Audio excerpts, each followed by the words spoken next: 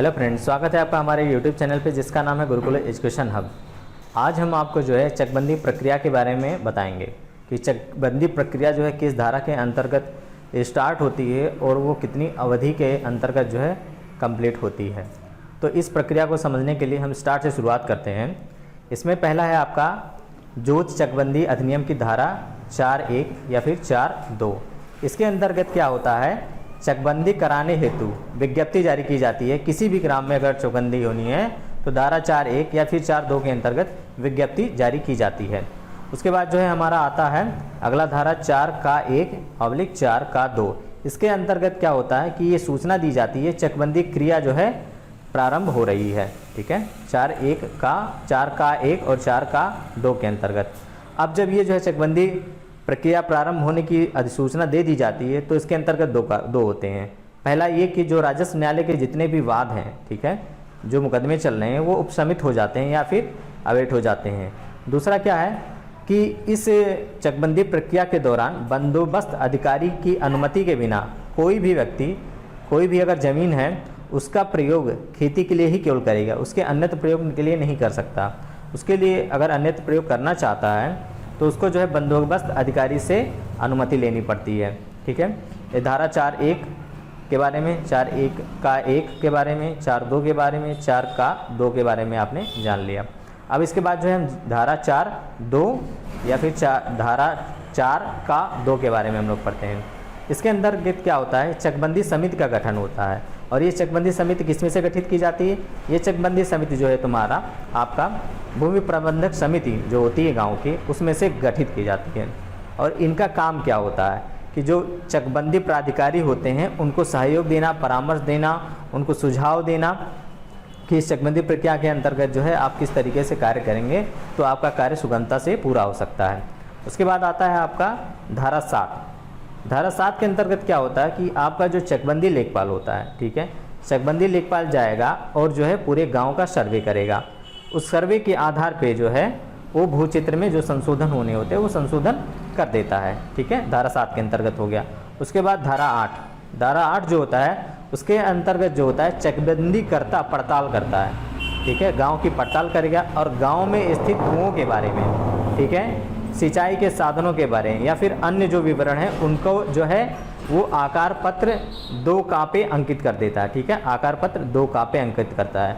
उसके बाद आपका आता है आपका आकार पत्र 4। इसमें क्या होता है, जो खतौनी में अशुद्धियां हैं पहले से, ठीक है, उन अशुद्धियों को जो है चकबंदी करता आकार पत्र 4 पर अंकित कर देता है। ठीक है, अब आगे हम लोग बढ़ते हैं धारा 8 की तरफ। ठीक है, धारा 8 में क्या होता है, धारा 8 का है इसमें जो है सहायक चकबंदी अधिकारी, ठीक है, सहायक चकबंदी अधिकारी जो है ये निर्धारित करता है कि कोई भी व्यक्ति है उसकी ज़मीन है उसमें से कितने प्रतिशत की कटौती की जाएगी। और जो सार्वजनिक उपयोग की भूमि है जैसे चकमार्ग हो गया, खलिहान हो गया, खाद गड्ढा हो गया, नाली हो गई, ठीक है, परती बंजर हो गया, ये जो है आपको कितनी छोड़नी है, कहाँ कहाँ छोड़नी है, निकालनी है ज़मीनें, इन सब के बारे में। और जो चकबंदी प्रक्रिया अपनाई जाएगी इस पूरे प्रोसेस के दौरान, ठीक है, उसके सैद्धांतिक प्रक्रिया का जो है उसका उल्लेख करता है। ये कौन करता है, सहायक चकबंदी अधिकारी। उसके बाद हम धारा 9 के अंतर्गत जो है आकार पत्र 5 का वितरण किया जाता है गांव के जो खातेदार हैं उनके मध्य। और इस जो आपका आकार पत्र 5 का वितरण किया गया है इसमें जो है गांठों का विवरण, ठीक है, और जो अशुद्धियाँ होती हैं उसका उल्लेख किया रहता है।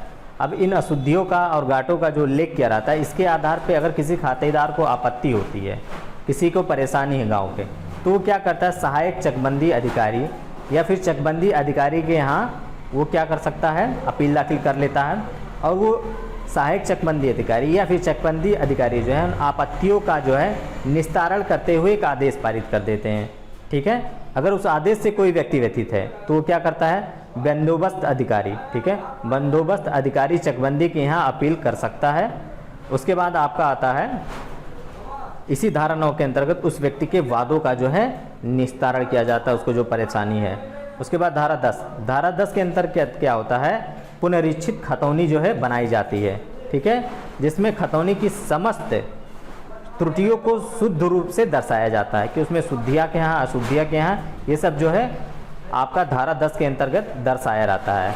उसके बाद होता क्या है, सहायक चकबंदी अधिकारी, ठीक है, सहायक चकबंदी अधिकारी द्वारा चकबंदी समिति के परामर्श से प्रस्तावित चकबंदी योजना बनाई जाती है। और धारा 20 के अंतर्गत जो है आकार पत्र 23 भाग 1 का वितरण ग्रामवासियों में किया जाता है, ठीक है, आकार पत्र 23 का वितरण किया जाता है, जिसमें जो है खातेदारों की जोतों का विभाजन सहित उसके जो प्रस्तावित हैं, जैसे आपका जो वर्तमान में गाटा है वो नया गाटा कौन सा बना उसका विवरण उसमें लिखा रहता है, और कितना रकबा कम हो रहा है ज़्यादा हो रहा है इसका भी विवरण उसमें लिखा रहता है, ठीक है। अगर कोई व्यक्ति इससे असहमत है, ठीक है, तो वो क्या करता है, चकबंदी अधिकारी के यहाँ आपत्ति दाखिल कर सकता है और बंदोबस्त अधिकारी चकबंदी के यहाँ वो अपील कर सकता है, ठीक है। बंदोबस्त अधिकारी धारा 23 के अंतर्गत, ठीक है, प्रस्तावित चकबंदी योजना को पुष्टिकृत करता है, मतलब जो चकबंदी योजना हुई है वो उसको पुष्टिकृत कर देता है कि जो चकबंदी योजना हुई है वो सही है, बंदोबस्त अधिकारी वो करता है धारा 23 के अंतर्गत। उसके बाद जो है अगर वो प्रक्रिया जो चकबंदी की प्रक्रिया उससे कोई व्यक्ति असहमत है तो धारा 48 के अंतर्गत जो है उप संचालक चकबंदी के न्यायालय में निगरानी दाखिल कर सकता है और अपनी समस्या का निवारण कर सकता है। उसके बाद आता है आपका धारा 27। धारा 27 के अंतर्गत जो है आपका अंतिम अभिलेख बनता है, जिसे बंदोबस्त भी कहते हैं, सामान्य भाषा में उसे जिल्द भी कहते हैं।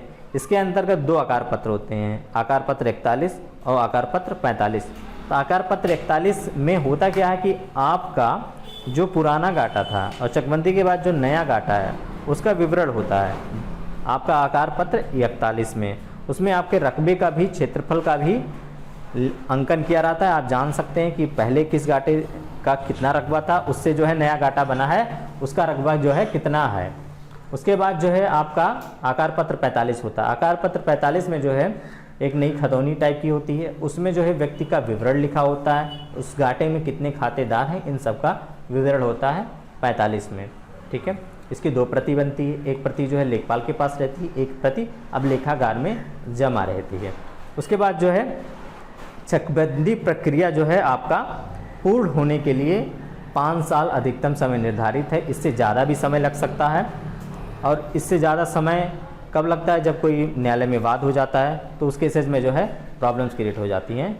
तो आप जो है अभी आपने जो है धारा 4 से लेकर के धारा 27 तक पढ़ा आपने, इसमें पूरी चकबंदी प्रक्रिया का जो है आपका जो है विवरण दिया है। अगर आपको इससे कोई परेशानी है, मतलब कोई आपको जानकारी चाहिए तो आप कमेंट बॉक्स में ज़रूर कमेंट करिएगा।